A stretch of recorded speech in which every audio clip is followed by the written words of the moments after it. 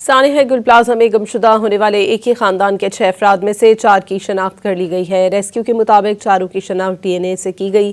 ایک ہی خاندان کے 6 افراد شادی کی شاپنگ کے لیے گل پلازا آئے تھے۔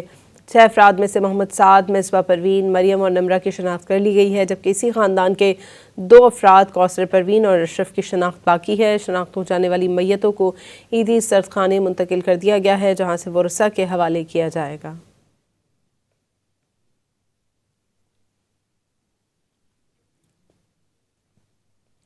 سانحہ گل پلازا میں گمشدہ ہونے والے ایک ہی خاندان کے 6 افراد میں سے 4 کی شناخت کر لی گئی ہے۔ ریسکیو کے مطابق چاروں کی شناخت ڈی این اے سے کی گئی۔ ایک ہی خاندان کے 6 افراد شادی کی شاپنگ کے لیے گل پلازا آئے تھے۔